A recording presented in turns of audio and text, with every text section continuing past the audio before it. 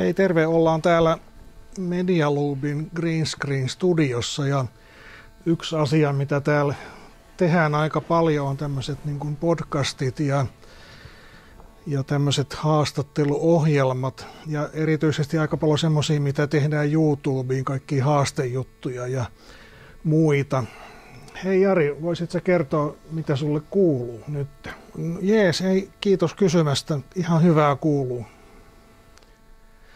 Toinen asia, mitä täällä tyypit käy tekemässä, on noin musavideot ja musavideoiden nämä kaikki tämmöiset erikoistehosteet. Joitain musavideoita me tehdään silleen, että me kuvataan pelkästään tässä.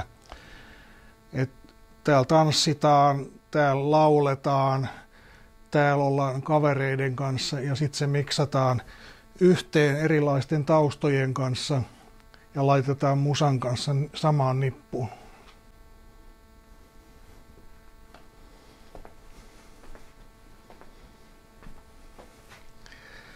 Kolmas asia, mitä täällä on tehty paljon, on tehty lyhytelokuvia ja niiden lyhytelokuvien tämmöisiä niin kuin erikoistehosteita, erikoistaustoja, mitä normaalisti ei voitaisi kuvata livenä.